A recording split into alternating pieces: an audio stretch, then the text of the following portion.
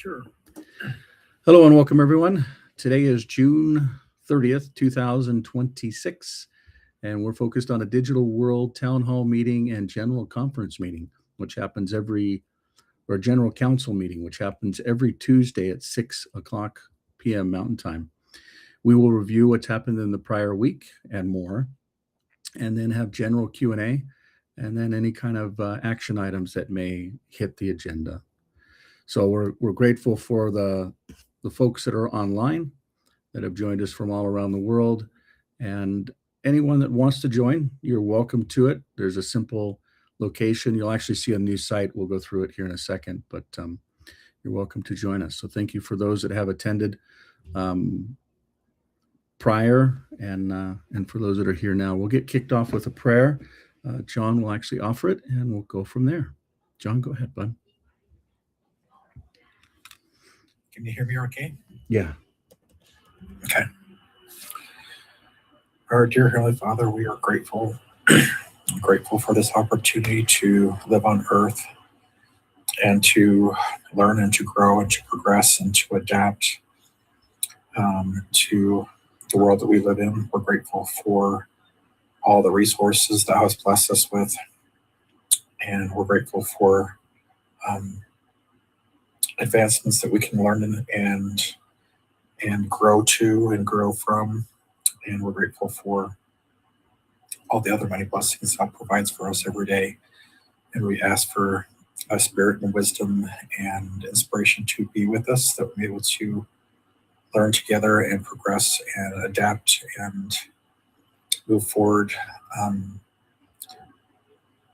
items or technologies that will help assist in the freedom of societies throughout the earth and throughout the world, and give praise and honor to thy name and to what thou hast done for us in the human existence.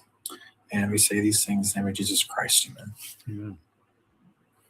Thank you. For those that are just initially joining us, this is not a religious environment, but we do recognize that there is a digital element, and separate from that, prior to that was a physical element, and prior to that was a spiritual element. We realize that it's important to recognize the distinction in those three different areas, and as we build out this digital environment, we can do so that we don't forget who we are and where we came from. And there's an element of reverence and understanding there, but it's nothing more.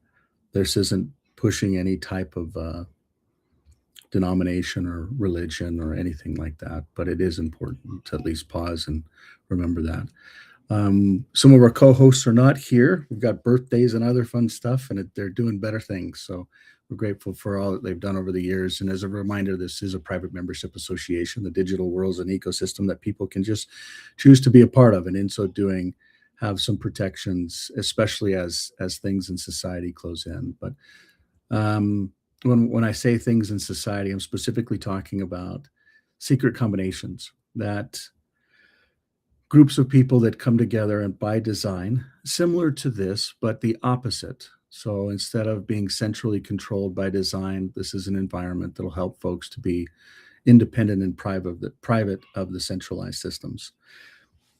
We don't need to go through all of the history unless you're just starting out. We really believe that it's easy to take over systems. What they've done is they've taken over the voting systems, and they take over the governmental systems, and they take over the economic systems. And he who creates the funds, the money, the cash, basically makes the rules in a centralized environment. In a decentralized environment, it can be done by the individual and collectively, but we need the systems to be able to do that. And that's primarily what the digital world is all about, is the governance, the structure, and all the layers on top of that, which we'll go through in depth here in a couple minutes. But recognizing that decentralization is actually a way forward where humanity can actually have choice and be independent of the centralized systems. Historically, there have been 10 layers. We'll actually go through a couple additional ones here in the next couple minutes, and we're excited to kind of review what they are and how they will actually function and work. And they're currently under development, and we look forward to going through it and finding that balance between really freedom and government. So for those of you that have not used mathematical based identity or cryptography, you basically get 12 words, which represents a seed phrase, which is really just a string that is it ties to a numeric system or calculation. It's not very complicated when you really understand what it is. But if you use these 12 words and keep them, you can basically become your own steward of your own identity in a world. This may not take mass adoption in the short term, but it's important that opportunities for people to be able to have choice is really imperative. Once you get the seed phrase, then it creates what's called derived keys from each one of those in different parts of your life. Maybe it's getting a driver's license, or getting married, or having children, or doing the basic things that we go through in life, where maybe it's purchasing something or getting an agreement to purchase something else, or maybe getting a loan, or maybe transferring assets from one generation to the next as someone passes on. So all of these different things break into a digital footprint. Then the goal is to be able to put that in the individual's hands using this cryptographic system and derived keys that then manages those keys in a very intelligent way for the user, where if those keys are ever compromised, you can rotate the keys, or if there's ever a time when it needs to be restored, it can be restored. Now, there's services that you'll see that will come out that'll help to do all these things, but and that's actually a large portion of what we're currently working on. The goal is to be able to combine the digital and physical worlds together in a very seamless way for the future, not just letting the systems continue to get built and whatever the centralized systems or even secret combinations want to feed to humanity becomes the norm. We're standing up, we're working hard to be able to counterbalance a lot of that. And we're grateful for those that are actually along this journey, not just from a governance standpoint, but also from a utilization standpoint and awareness standpoint. Identity is at the core of it. Keys is what enables the identity. And then one of the first services is an ecosystem of payments, but there's many more. This is just three of the layers. I'll go through a bunch more. One of the core focuses and top priorities within 2026 is all around the individual owning the individual, or you own you, around storage, around artificial intelligence, or what we're calling digital intelligence, and really rolling it out in real use cases, namely the first one, or the current one, in Utah. There'll be other ones that we'll talk about, but that's basically it. By the way, there'll be a summit here in Utah, November 17th through the 19th. If you want to mark your calendars, 17th or through the 19th, and probably that whole week, but basically the third week in November. So we have a gathering once every 6 months and actually show how this stuff gets deployed. We're also measuring, or I should say, artificial intelligence is measuring how it's getting deployed around the world. So right now we're tracking 63, I think it may be up to 65 different cities or jurisdictions in how they're actually deploying 20 different digital services in either enslaving or freeing their citizens. So we're bringing a chunk of transparency to that. You can see that at digitalworld.city. Some of the other things that are key are different unions around the world. So these are different ecosystems that may have different cultural systems or banking systems. Like the Arabic banking systems and Sharia law is very different than what you'll see in Europe, or even in other parts of the world, in Asia, or even the Americas. But the first environment was the Pacific Union, and the Pacific environment basically represented almost 50% of the earth, a very large portion of the world, 25,000 plus little islands that all understand decentralization, because at one time either they were self-sufficient or the humanity on them didn't exist. One of the big things that we'd like to kind of review are advancements within systems. There's a lot that's going on behind the scenes. If you're using some of the Life app, you'll see some changes within the navigations. You'll also start seeing a lot of different interfaces and systems, which I'll go through here in a second, that are continuing to be modified. You'll find that there's actually decentralized locations behind the scenes, as in these URLs. So when we see this URL that's DID, which is a decentralized identifier that ties to a web or a browser or a protocol, which is all the same thing, that then has basically an address after that. Those types of environments you're going to start seeing more and more of, because there's a delineation and separation between the individual, the protocol, that's the URL and the location in a browser, an application, or even bots or robots or agents in the future. So those four different archetypes will literally be able to communicate with one another mathematically behind the scenes, instead of doing it the way that they currently do it.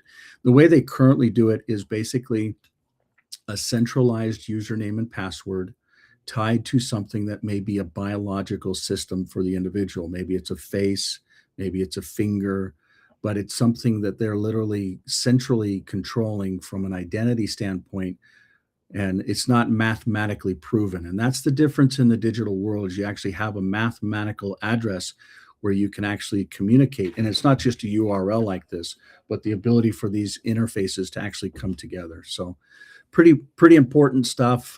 Here's an example of, actually, you know what I'm going to do? I'm going to drop out of this and I'm going to jump into, this is a new website for the digital world. It's actually in a staging process. If you want to review it, it's at staging.digitalworld.earth.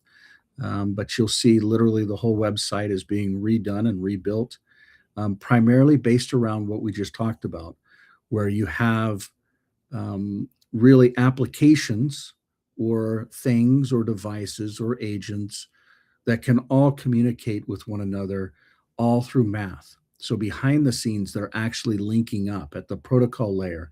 For instance, in these protocols, and I won't get generic here. I'm actually going to jump to a different site so I don't confuse you.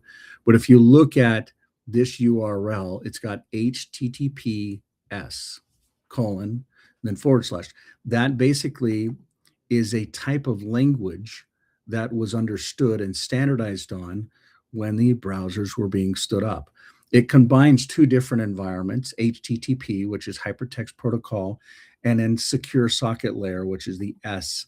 And really what that does is it says, hey, this has a secure, that S side of it actually has a secure element that says it's got a key, which is the same type of cryptography that we're talking about in the digital world, but it's deployed in a very different way.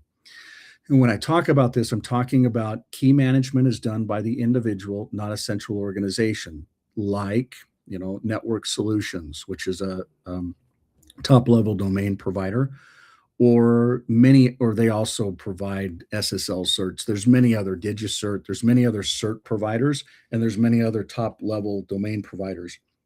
They all work with different rules, but in a way, they're all centralized. Not in a way, they are centralized. And so when we look at this digital world, we're going to find different use cases where folks can actually come together and build different systems for the future. We're going to show you lots of different use cases, not just the individual or livestock or for developers, but how humanity can literally use this new type of archetype. We'll go ahead and take a walk through this when we wrap up the meeting today. This goes through the layers that we were just alluding to. So number one is this governance layer, okay, where we basically as humans come together and say, we want to be managed in a certain way, but the humans are the ones that are actually at the core of it. So this governance creates a set of rules where an individual, and I'll give you an example. It's real similar to what the state-endorsed digital identity did with the Bill of Rights. So you basically say, these are who we are. We have the right to communicate. We have the right to privacy. We have the right to transact. We have the right to travel, etc. But this is a digital type environment in a global approach. It ties to the protocol stuff that we were just talking about. It ties to standards. It ties to how things can actually be deployed or reviewed, whether it's transparency within the Treasury or whether it's within how disputes get handled, etc. So that governance environment is kind of a baseline. And that's really how the digital world basically adds its value generation over generation. So throughout generations of time, you'll see that this governance layer can actually go on for thousands of years, whereas we may only live 100 years on average or even lower. So really important. Then the network layer, which talks about how the actual infrastructure, the compute environment, the storage, the validating, any of the things that are actually happening, watching and witnessing at that network layer that actually occurs. And this is similar to the networking stack that is also brought out, not just with the protocol within the browser, but Cisco did a really good job of bringing out the different layers and how to train folks on those different layers many years ago, probably 25 years ago. This is a similar thing, and it uses a lot of that same networking technology. So IPX, or I should say TCP/IP, how these different compute layers actually stand up. But I want you to think about that with digital intelligence in the middle of it. So when we have the governance correct and the individual can actually be the thing that actually manages digital intelligence, the world would call it artificial intelligence today. But you're going to start seeing this compute layer and storage layer and validating layer literally standing up in a dynamic way, where historically you'd have to have an IT admin do it, et cetera. And then you'd have to have a security team and a bunch of other things be able to keep that audited and up to date, which I believe is one of the reasons why some of the most advanced artificial intelligence today, namely Anthropic, is being throttled or even taken offline, is because there's lots of vulnerabilities in this networking layer. They're all going to in my opinion, they're going to be understood. And we've been saying this for literally decades and decades. There is a vulnerability in the networking layer, in the communications layer, in the operating systems, even in the hardware, the CMOS, the BIOS, all of these different layers. I'm sitting in a state of Utah, that basically a lot of this traffic that is basically, I won't say it's compromised at the server layer that's copied here to Utah, because it's not. It's compromised at the browsing. Anything that hits, which is known as DARPANET or the internet or the World Wide Web, any of those types of things, when you're using a browser, any kind of protocol like we've been talking about, it basically, it's similar to what Edwin Snowden's talked about with Pyramid. There's a point of this data that's basically being meta tagged and then stored right here in Utah. And I believe that the new data center infrastructures that they're planning to build, massive in size. As a matter of fact, today I'm physically located very close to where those data centers are, or where they're projected to be. But I believe that a lot of these systems, and I don't want to be negative, because the reality is a good chunk of the world just lives like this, but surveillance, it's all about surveillance. And when you dig into it, for instance, China surveils their citizens. I've been to China. The citizens are actually wonderful. Like, they're, in many ways, they're happy and peaceful and balanced, but in other ways, they don't understand basic rights and freedoms. And the goal is to not just let those rights and freedoms slip away. But when I lived in New Zealand for a long time, at least in that country, they were honest and says, hey, you have some freedoms, but we're also tracking everything that you do. So just be good people. And I really resonate as an individual with that. But in places like America, where you're supposed to be free, they're still tracking and surveilling, but they tell you that they're not, or at least they let you assume that they're not. But the reality is if we're honest about what's happening behind the scenes, we can build systems in parallel to those centralized systems that are, when you think about it, these governmental environments are supposed to be public and open and transparent, and how laws are created and enforced should be a part of a voting process, right? But in all reality, I think that it's really the opposite. The general populace is public, and those types of governmental systems are being private, whether it's what they're building, what they're doing, how they're doing it, how they create a lot of these different laws, how the judicial system works. When you really understand colonial law and the structure of it, if you're not a part of those systems or those, they're actually private membership associations. When you understand what the bar is, or what like that's an association. It's actually a test that you pass and you join it, and it's literally a private membership association. Same thing with how driver's licenses and are basically issued. There's organizations, whether it's in Europe or Canada or Americas, that literally That's how they link these, what are the standards together. And it's not just there. You see it in the health industries as well.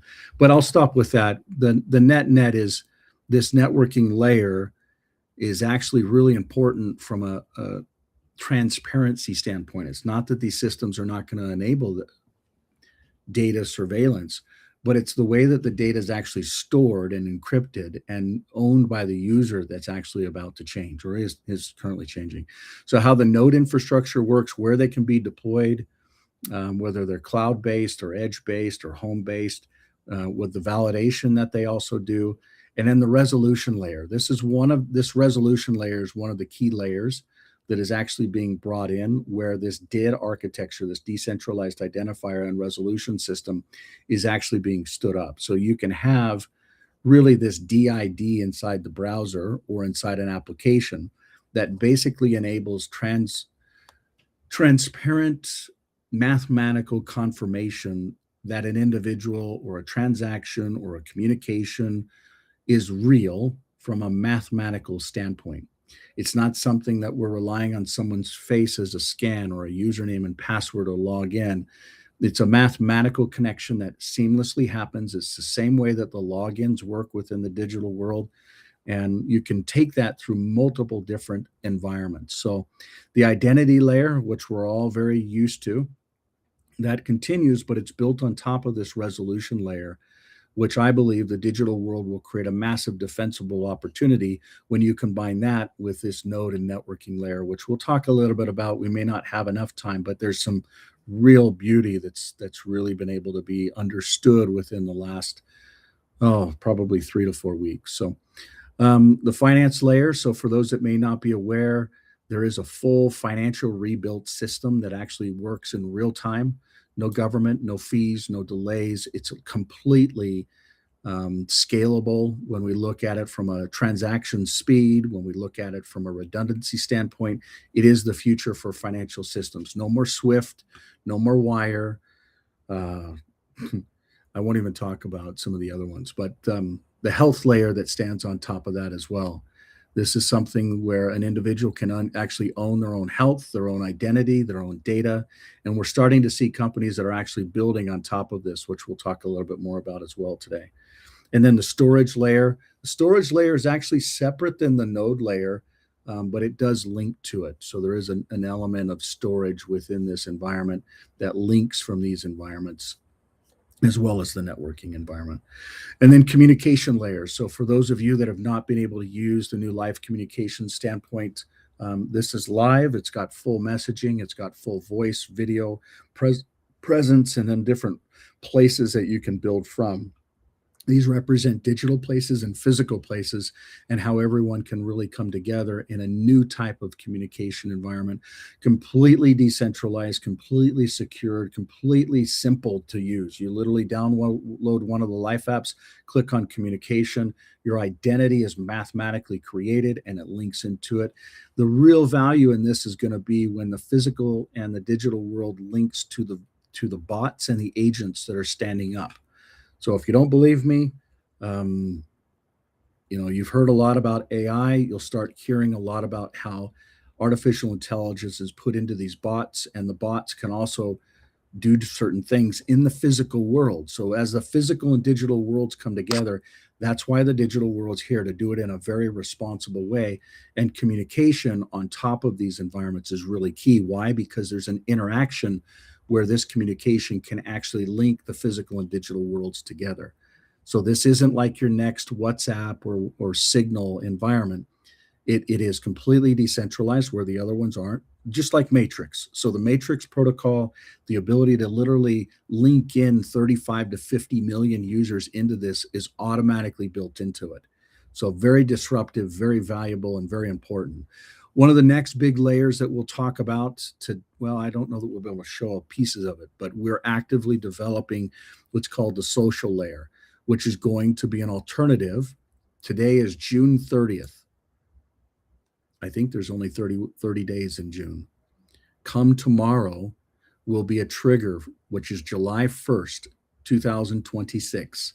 That is a trigger date for two things. One, the Digital Choice Act in the state of Utah is going live in enforcement, which means that an individual can say, I want my data back. I want my social graph within Facebook. I want my photos within Facebook.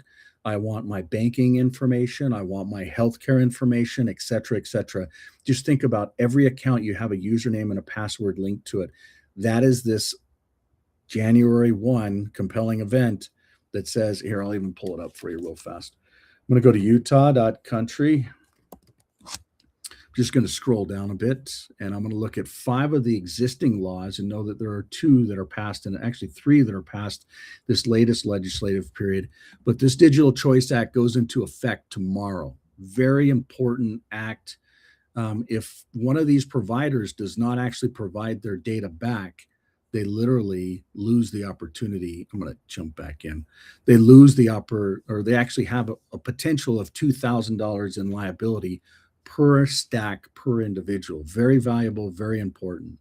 So this social layer is where they can actually send it. So it's one thing to say, hey, Facebook and LinkedIn and bank of whatever, I want my data in this format by this date. Here's my authentication. This is the format. You have to have the format that they can plug into it. And that's really what this social layer is all about. So literally imagine, and for those that are with us for a long time, you remember about 7 years ago, we stood up a Facebook replacement. It did basically everything that Facebook did, but you could export your albums and photos, etc., and import it into this. It was called Clear Community. And we actually got about 7 million users over a 2-year period. And about 5 years ago, turned it off. So the problem was it didn't have all of these layers underneath it. It didn't have true node infrastructure and governance. And we didn't even think of this resolving layer. I mean, like literally, identity was not solved when we rolled out this social layer 7 years ago. So we will be rolling out Clear Community. It will be able to interface with future decentralized systems, and it will be a stepping stone to go back against this Digital Choice Act that was passed here in Utah. Very, very important layer. So watch for that. Within the next 2 months, you should be able to log into it. Your existing identity and systems will work within it. On top of the identity layer, notice that a couple layers above, you have this intelligence layer.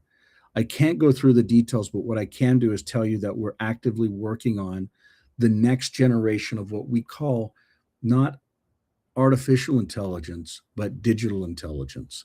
Because it's really, the goal is to not just become a dumb society because technology is starting to do more, but we need to always be humans that are in front of it.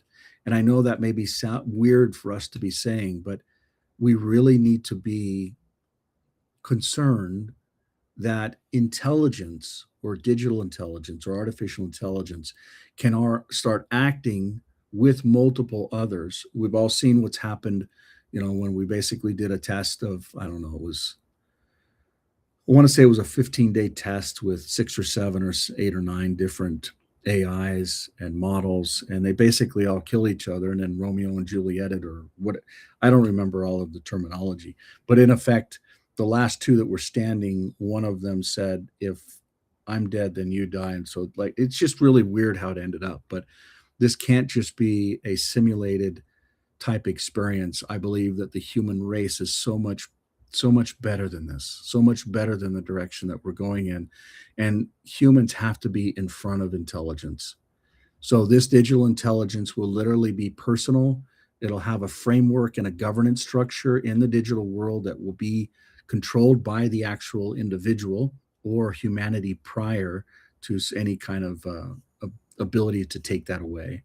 The experience layer is really how we interact with it. It could be an application on a mobile device. It could be a desktop application or a browser application. And it could be, augmented reality. It could be virtual reality. It could be a simple watch, a ring, etc. But how we actually experience that is really at the top of the stack today. So this is actually the digital world, a life stack that we will be announcing and actually training on and building education around. For those of you, there's 2 or 3 people on this call that have been like, we need to build education. Now is the time we can actually start locking and loading and building on these specific categories. So I hope that people are realizing the massive advancements here. Here's a little bit more, just continuing on with the new Digital World website. This will go into a lot of the different infrastructure and how these services can connect from a digital standpoint without a user even needing to do anything. It's completely seamless. We talked a little bit about the regions.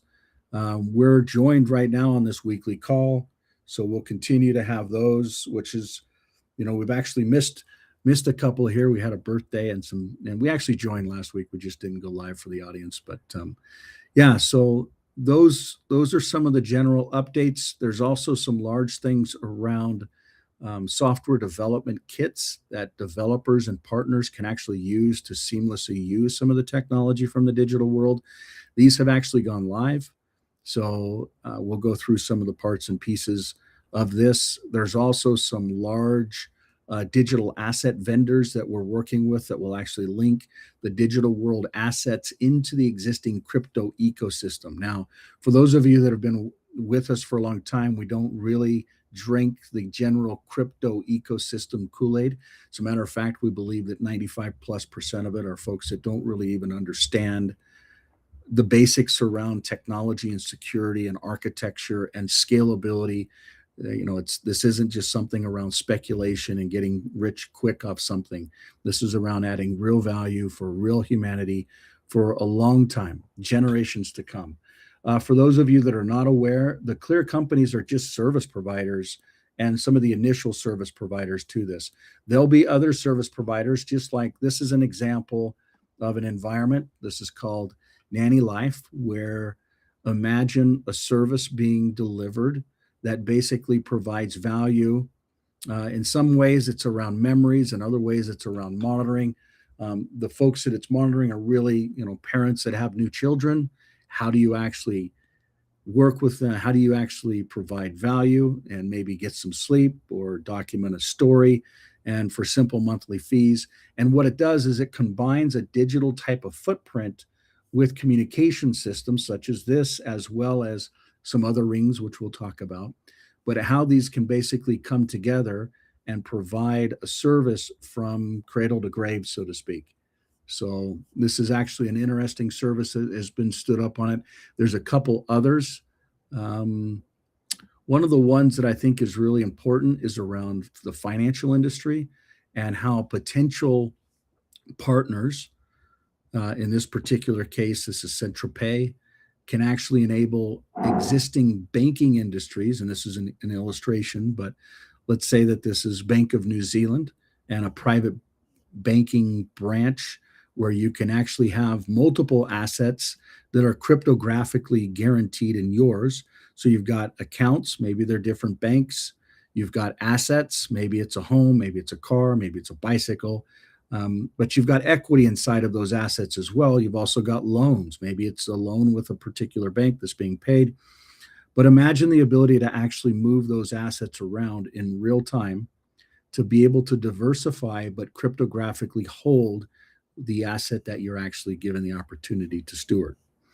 And I'll say that in a different way. But think about agreements that can basically be entered into when you have a digital payment and a digital asset. In real time, you can actually make a payment and the equity of that asset can actually transfer over. It's a whole nother paradigm shift. I'll go through an interface in a second that'll kind of show that to you.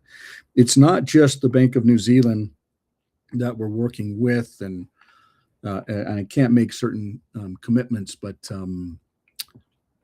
what if there were other organizations? This is actually a new organization in the state of Utah. The Digital Innovation Association. There's also another one that's the Utah Blockchain Association. These are run by some wonderful people. We'll be getting more involved in doing more than we currently have been doing. We talked a little bit about some of these different partners or proposed partners. Imagine the current banking that you're already banking with. Maybe it's Bank of America, maybe it's a credit union, maybe it's Chase Bank, where you can access your existing bank account, but you can also access loans or other products that may be cryptographically held by you. And then imagine if you can actually link those into the current banks like Bank of New Zealand and Chase Bank, which I can't make certain representations that or certain things are rolling out. But what I can say is those are banks that have historically had ATMs and physical banking locations. But what if I told you that this new Mercury Bank is a bank that's chartered based, just got approved out of the state of Utah, and literally has no branch offices and has, in my opinion, a globe that people can bank with. Imagine one big bank for the whole world that actually can comply with local and other laws. And that's one of the reasons why these unions that we've stood up, basically, I shouldn't say we've stood up, it's humanity. Like literally, these different, in whether you're in Asia or whether you're in Africa or whether you're in the Arabian environments, they're all different banking laws. Yes, they do use certain things with transferring, but they're literally different islands. But what if there was a common way to be able to look at certain value exchange? One of those things is backing it by real world assets such as gold and silver, etc. But imagine if you can actually take a bank like what we're talking about, and then you link in a purchase. So let's say you go purchase a vehicle, which in this case, most Teslas are purchased online, and then they just show up. In some cases, it's like, okay, you can go pick it up a dealer. But I remember buying Teslas and there was no dealer, and they weren't even authorized in the state of Utah to sell something, let alone have a dealership where you could pick it up. But what if you could actually make a purchase, get a loan, pay on the loan, and actually get the ownership cryptographically managed in real time? And that includes everything from maintenance to insurance to literally the equity within the actual vehicle. We're talking about banks getting in the middle of someone that agrees to do something as a member of the digital world or something similar, that agrees to basically say, I'm going to transfer this value, and it is cryptographically done. But instead of a centralized system that is completely tracking and surveilling all this, it basically enables the individual to be free. Very, very important stuff. I'm going to stop because I'm probably over my 30 minutes. I'm going to go to our live audience and ask if there's any questions, thoughts, comments, anything you want us to pause or take a step back on or dig into, or just may have concerns, comments, feedback, anything.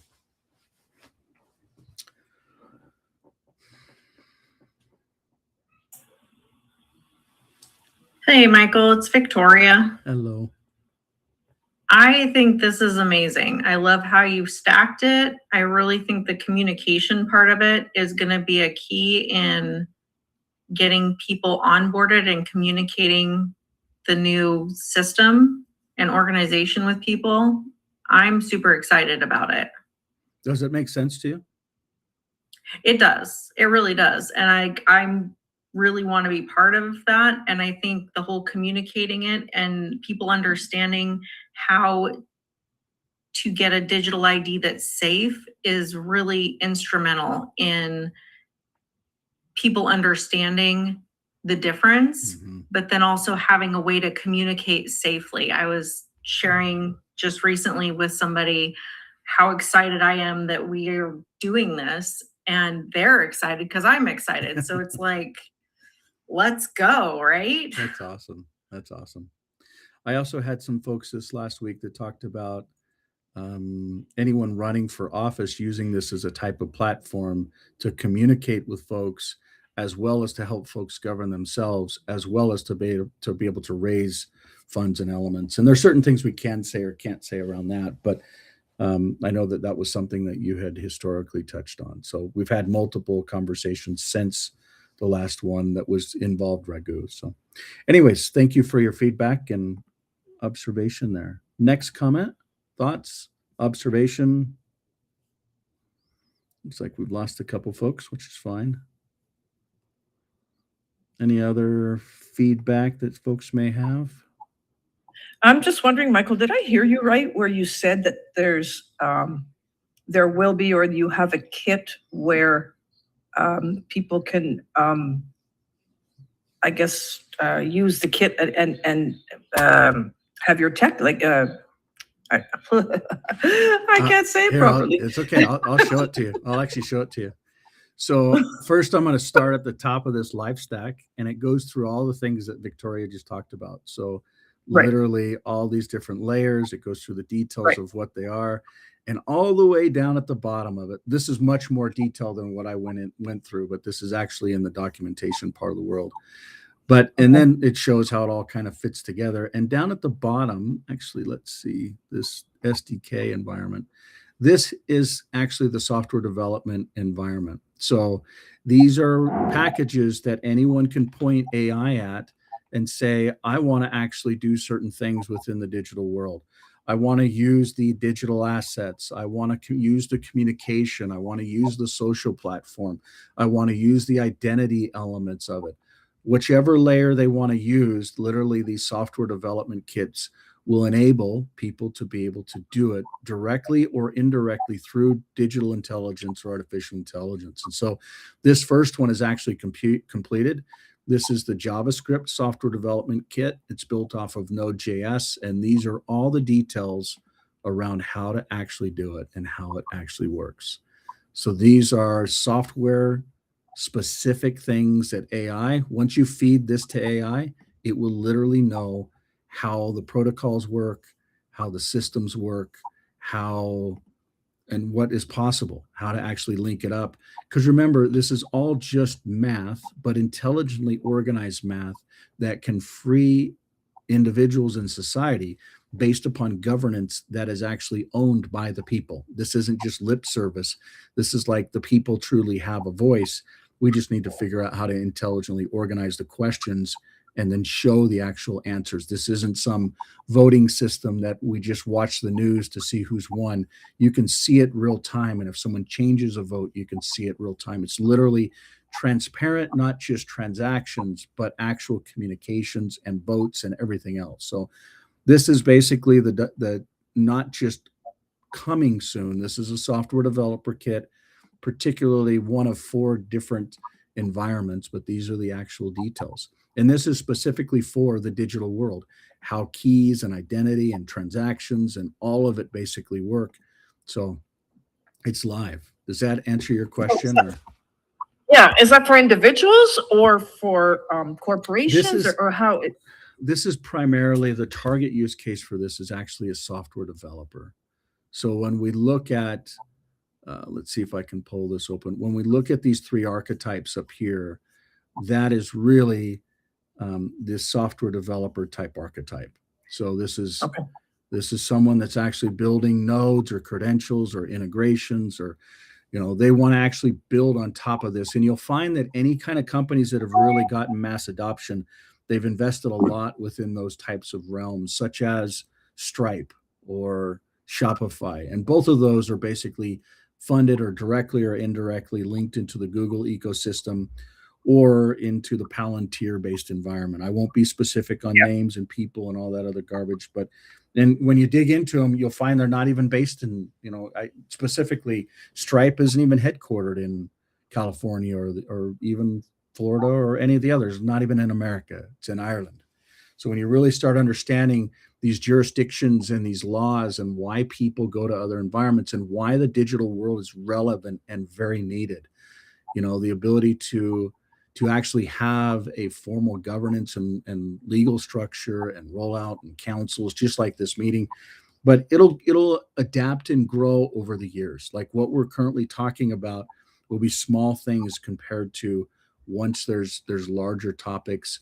And I believe it'll happen once we get some of the communication rooms up, we get intelligence into those communication rooms, and then actually start scaling. So this is actually the docs section. So there's docs, there's code, there's resources, there's infrastructure, technology, the layers that we just went through, and then that software development kit that we just talked about. So does that answer your question?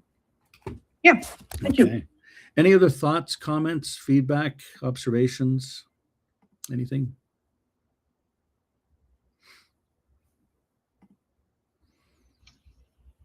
Anything? Anybody? Go ahead, Sean. Hey. Oh, you, bud. So I didn't quite get what you meant by all the stuff about cars. Yeah. So remember that objective to try and connect the physical and digital world. any car built after 2025, at least in the United States of America, basically becomes a new listening device. So by law, there's certain things that happen with listening and seeing, whether internal or external to the vehicle, and then also shutting the vehicle off. These kill switches are mandated by law. So think about your current phone as the biggest listening device that you have, unless you've got a clear phone, which is a different conversation. Imagine the ability for these to not just be centrally controlled, because when you link your identity and payments and ownership all with these vehicles, there's one element that's around security and privacy. There's another element around ownership and reputation.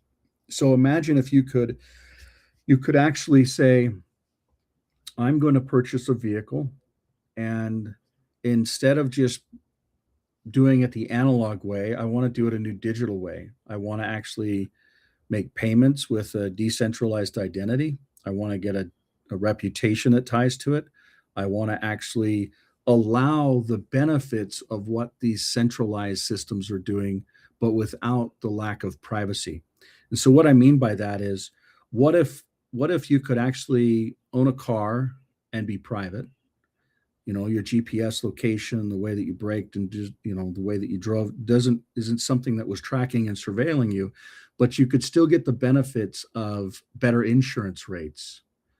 Or, you know, they don't need to know how often you braked really hard, or, you know, the types of specific mileage, but they can, or where you drove, but they know how far you've driven.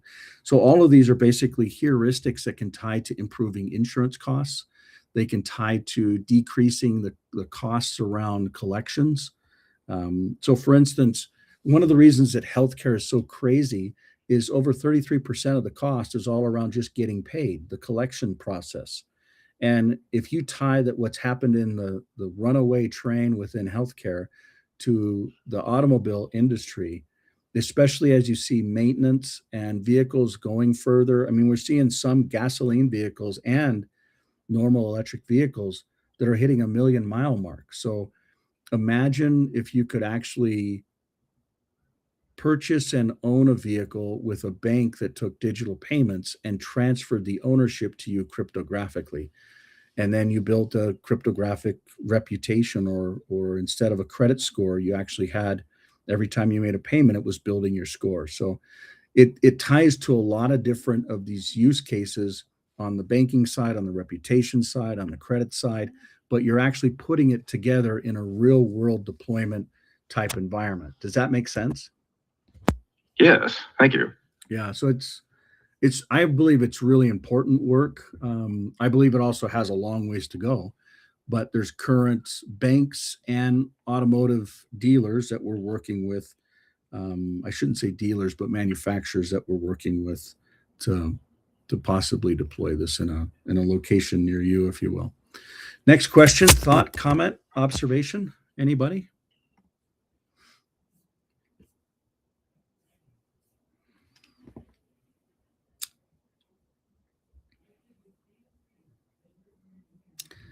Any kind of feedback or guidelines or rails? I do know that there was two things that we took away.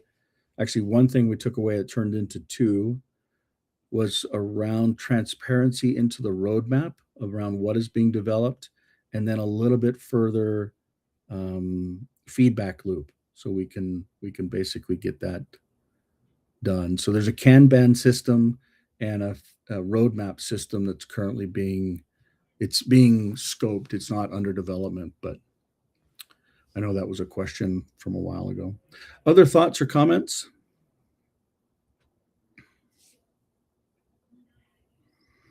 If not, we'll go ahead and wrap up today.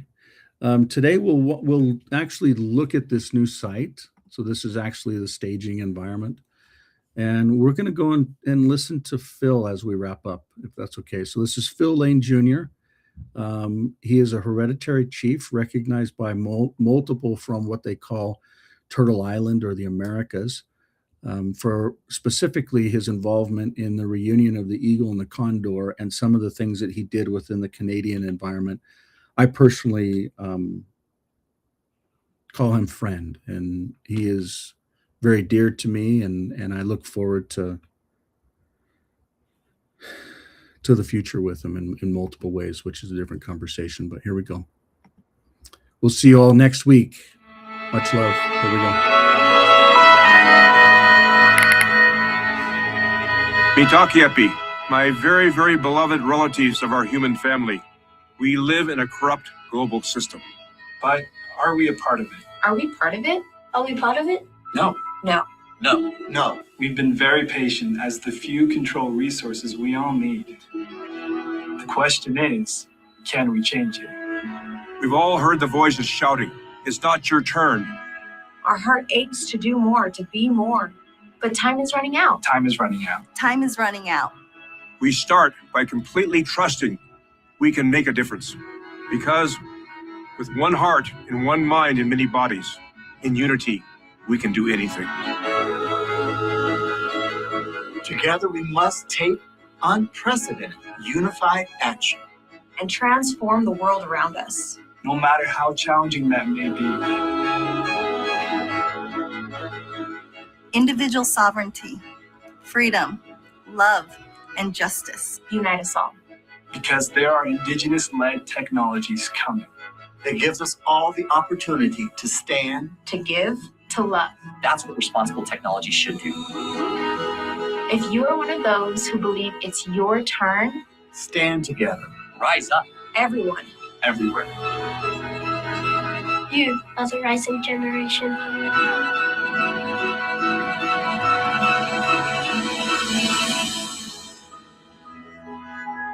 See you all next week. Much love, everyone.